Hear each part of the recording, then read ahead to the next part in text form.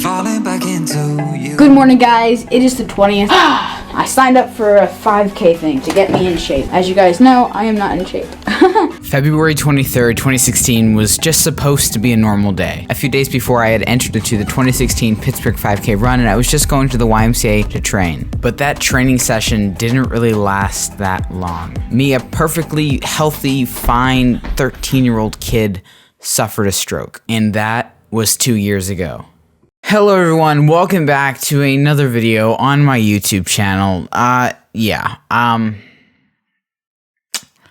I don't know how to open this. 2 years ago yesterday, I suffered a stroke on February 23rd, 2016, and every year I've kind of been doing something new. Last year was the release of the trailer for Stroke Documentary, my award-winning documentary short about my stroke, and there's so many different stroke videos that I would really want to do and will end up doing, but as I was trying to develop them for today, it just didn't, there's no real background of what really happened when I had my stroke. Yes, I've made countless videos about it, I've shown, but they've been really more just like lookbacks. And with the audience that I have now, it's grown a lot bigger than I was expecting it to be, and I thought it might be a good idea to really just explain the entire story in not a huge edited format. So here we go. So I was kind of a YouTuber, and at the time, and I was vlogging at the time. I would do Saturday vlogs. So basically, me and my friend Logan entered into the Pittsburgh 5K run for 2016. At the time, I was kind of in a weird state emotional wise. I don't know if you might be able to call it depression. So this was already kind of in a weird patch in my life. And I guess maybe the run was also another way to maybe establish my ground. So we signed up for the 5K run. There was like this Kids of Steel or whatever thing at the local YMCA that was like training kids to run for the 5K run thing. Yeah, it was Tuesday and Thursday. It was Tuesday, February 23rd, 2016.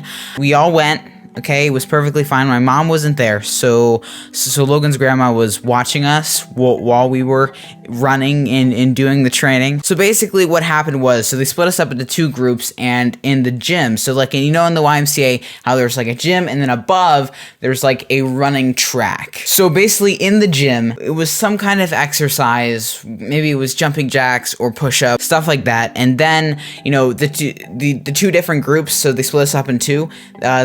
One group would be up on top running around the YMCA track, and one group would be down in the gym doing jumping jacks and stuff like that. So my group went up and did the track, and I'm blanking on how many times we needed to go around. I think it was 4. I'm pretty sure it was 4 times. So we went around 4 times, and I'm a sprinter, so I needed to work on stamina. I think Logan was like half a lap ahead of me, and I kind of wanted to like finish with him because then everyone went downstairs together. So it was like, oh yeah, I'm gonna do it. So I literally sprinted like faster than I had ever sprinted in my entire life. And I don't know if this was the moment that I had the stroke. I don't know how to explain it, but as I'm running, basically my left side just starts moving like without my control. So like it's in the constant motion of me running. So as you're running, but my legs don't stop moving. So like you can, cause like normally you can go a little bit faster, or you can slow a little bit down. I couldn't do either. So that was, I was kind of getting freaked out, and we were about to hit the wall, and I was like,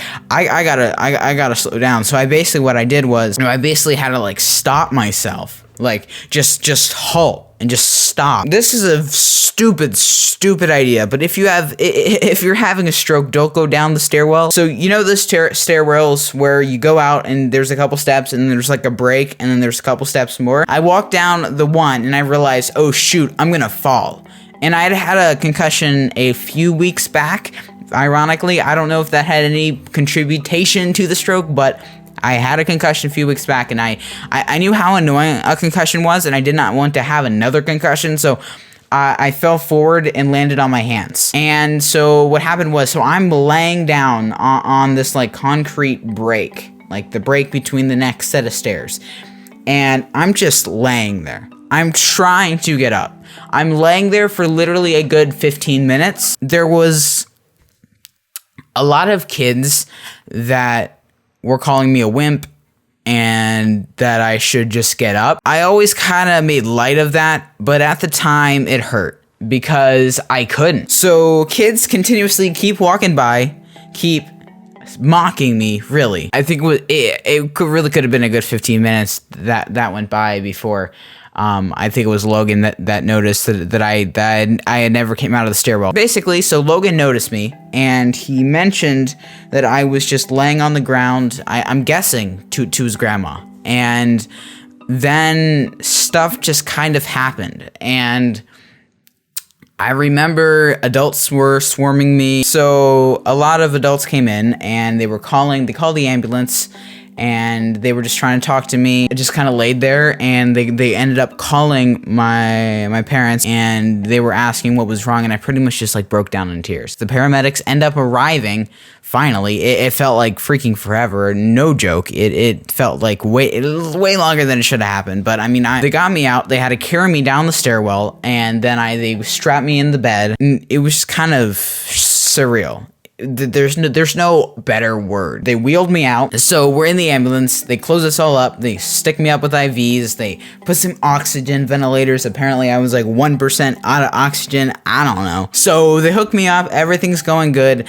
Vaguely remember that the guy's name was Greg. There's nothing really to say. We all walked in and people were like, oh, what's going on with him? And they were like, I don't know. And I'm like, I think I'm having a stroke. Yeah, anyways, so they brought me in and they brought me to the ER. My parents ended up arriving. And then the doctors come in and they're still hooking me up with IVs and introducing themselves. Hi, I'm Bob. Hi, I'm Jill. I'm Jill Jr. 3.2. Then they're like, hey, you need to have an MRI. So I'm kind of internally freaking out. Then they're like, do you need to go to the bathroom? And I'm like, yeah, I need to go to the bathroom. And then they're like, okay, go pee laying down while we're all watching you. Long story short, nothing came out. And then I tried to maybe stand up, but they wouldn't allow me to stand up at the time. So guess what I had to get? A catheter. Basically what a catheter is it's like this tube, and they stick it in there, and they drain the pee out. Oh man, dude, there's no describing how horrible that is. Long story short, we go to the MRI, and they lay me down on the bed. They say, hey, do you want to watch a movie? Sure, why not? So yeah, I picked out Ruby Kid. They put me in the weird MRI bed, and they shoved me in. So I finished the MRI, and everything kind of turned out okay. I got back to my room. My dad and we got back into the room, and then we kind of just regrouped as a family. My dad and sister ended up going home, and my mom stayed with me overnight. They brought me up to the ICU. Yeah, so that was a rough night. I was in literal pain, and like it hurt. Like it was a weird night. So the morning comes, they hook you up with the greasiest bacon and freaking pancakes. So they kept checking me, like, you know how like women have that like gel stuff that they like check for the baby and stuff? Well, they were doing that all over me. They needed to check for the twins, as I like to say. So without boring you with tons of tests and different stuff like that, I'm in the ICU for about a day, and I thought I was gonna end up going home. They're like, hey, can you stay another day? Sure, whatever. One more day. So basically, they move us down to the normal hospital. To make it short, I kept going from test to test, meal to meal, night to night for a week in the normal hospital. And we were just waiting to be admitted into the rehab center. As you know, I was only thinking I was going to stay there for a day. That ended up turning into a week, and then they all wanted me to go to the rehab center. I didn't want to go to the rehab place to make it simple, I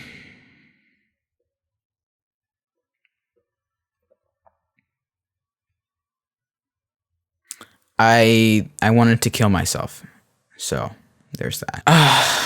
So they finally transferred me over to the rehab unit. And you know, it was better than I expected. And if you're ever in the situation where it's either go home and do outpatient rehab or go to the inpatient rehab, go. As much as I didn't want to, and as much as it sucked.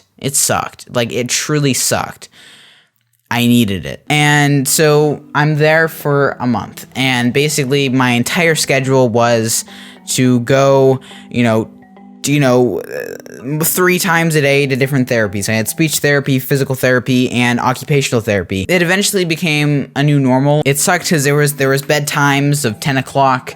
And, there was a bunch of stuff that you couldn't do. I couldn't leave the building. So during the time that I was in the rehab place, I pretty much always kept trying to be the best. Like, I kept trying to work as hard as I possibly could. And I even wish that I could have taken it even more seriously than I did. But I kept trying and trying and trying and trying and trying because I wanted to get out early. And I was doing so well that then they wanted me to stay longer, which I didn't end up doing. But so I got home. And that was crazy for me. That was just the excitement to finally be back in my room. That was a lot. So we're back and I need to do outpatient therapy. So there's like that, I think twice a week. So I would need to go 2 hours to therapy twice a week. And I'm one of those people that like when you go do something, it kind of ruins the rest of your day. So, that summer kind of sucked and it kind of just drained everything out of me. I kept going worse and worse and worse into like an emotional state again, just because it was taking away my entire life. So long story short, we are 2 years out of my stroke. And as I said, there are so many stories that I'm going to tell you, hopefully next year in my book. It's a work in progress. I'm planning on really hammering down on it this summer. But my book will have a lot more stuff. It's going to be big. Just talking about it today really brought back up a lot of stories that I want to tell. And I think that I definitely have. There's just so many mini stories. It's been 2 years. It's been a crazy 2 years. Last year I released my film. But this year I kind of just wanted to explain really just the entire experience because I've never really gone into like the emotional or the entire what happened. And I know a lot of people don't realize that I had a stroke, which I think is crazy. I don't know how you haven't realized. It makes me feel a little bit better, but yeah, it's interesting. Some people also think that I've been fully recovered. I'm not by any means. I don't know if I mentioned this, but I was paralyzed completely on the left side. So starting here all the way down to my entire body, my left side was completely paralyzed. I could not move my leg. I needed to relearn how to walk. I needed to relearn how to move my arm. But yeah, my arm is not better yet. My arm is really the thing that really, there's a long road ahead with that guy. My arm is very slow. I have really bad motor movements. Which one of the reasons why I don't really like doing freelance projects, because it really like shows me what I can't do. That's why a lot of people didn't understand why I spent $1,000 on this just G85. The only reason was so that I could just have a camera on the tripod and not have to take it on and off, because this is hard to do stuff with. I don't know what else to say. Thank you guys so much for watching this video. This is a very long video. We are 42 minutes into the recording. The sun has probably gone down completely compared to when we started the video. Hopefully my hair was not horrible, because I am not refilming this. And yeah, this has been a crazy 2 years, and I'm sorry that I was not able to upload this past week. I just wanted to, there was just a lot going on with the whole stroke, and I always get a little bit more like, not really, depressed isn't the right word, but thinking back on the whole experience just brings back a lot of bad memories. So it was more of a slower week, like YouTube production wise. If you watch this far, please let me know in the comments below if you actually watched the entire video. I doubt any of you actually will have, but thank you for watching the entire video. If you enjoyed, please leave a like on the video, comment, really whatever. If you have any questions for me, leave those down in the comments below. I love answering questions about my stroke because I think it's very underrepresented in movies and television, and I think we need to have more of a conversation about what's going on, because there were so many kids that had also had a stroke in the rehab. If you guys are new here, please subscribe to my channel, and if you guys have not already, push the notification bell. What are you doing? Push the notification bell. You totally should. I upload so many videos each and every week on this YouTube channel, and I will be back at it again tomorrow night for a live stream at 8 to 9 p.m. Eastern Standard Time, and I'll be back on Monday for the #AskPaul show. Okay, thank you for watching. Hopefully you enjoyed the video. Peace everyone, and I'll see you in the next one. Head underwater, falling back into you. I thought we'd be smarter, I got nothing left to lose. You said you'd fall with me, matter how far it goes.